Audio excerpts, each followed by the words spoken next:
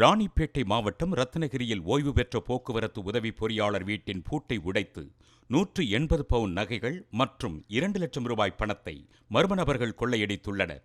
இதுகுறித்து காவல்துறையினர் வழக்கு பதிவு செய்து விசாரணை மேற்கொண்டு வருகின்றனர்.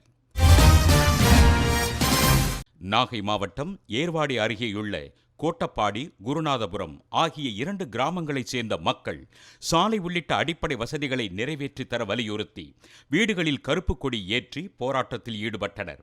அவர்களுக்கு ஆதரவாக பள்ளி மாணவர்களும் கலந்து கொண்டு முழக்கம் எழுப்பினர்.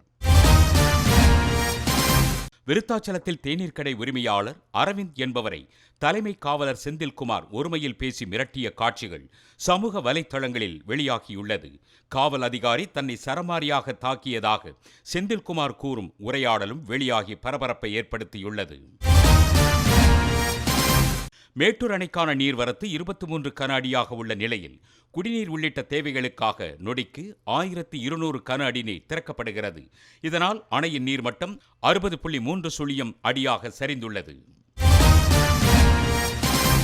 இணையதள வணிகத்திலிருந்து வணிகர்களை காக்க நடுவண் அரசு தனிச்சட்டம் இயற்ற வேண்டும் என தமிழ்நாடு வணிகர் சங்கங்களின் பேரமைப்பு தலைவர் விக்ரமராஜா வலியுறுத்தியுள்ளார்.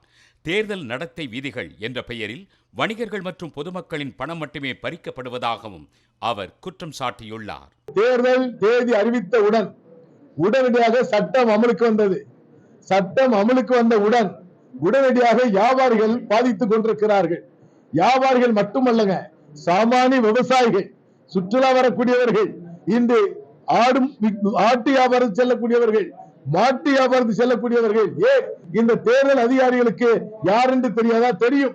ஆனால் அவர்கள் பறிப்பதெல்லாம் வியாபாரிகள் பணமும் பொதுமக்கள் பணம் மட்டும்தான் பறிக்கப்படுகிறது.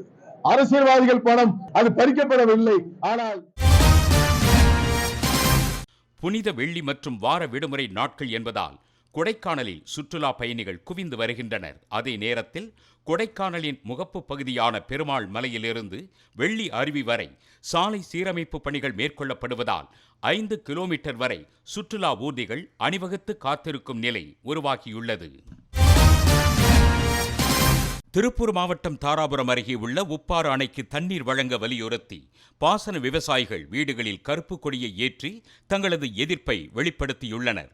இது தொடர்பாக ஒருமுறை கூட ஆட்சியர் கிறிஸ்துராஜ் பேசவில்லை என அவர்கள் குற்றம் சாட்டியுள்ளனர்.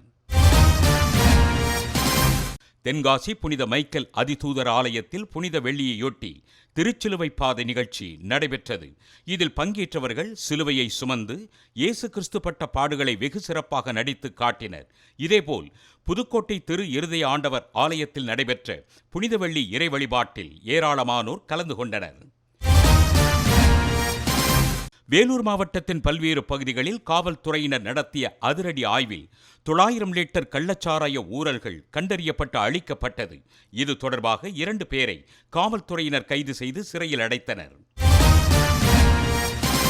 திருவண்ணாமலை மாவட்டம் ஆரணியில் அதிமுக நிர்வாகி பாரி பாபு என்பவருக்கு சொந்தமான அடுமனையில் ஏற்பட்ட தீ விபத்தில் 5க்கும் மேற்பட்ட சமையல் எரிவாயு உருளைகள் வெடித்து சிதறின. தகவல் அறிந்து அங்கு சென்ற தீயணைப்புத் துறையினர் 2 மணி நேரத்துக்கு மேலாக போராடி தீயை அணைத்தனர்.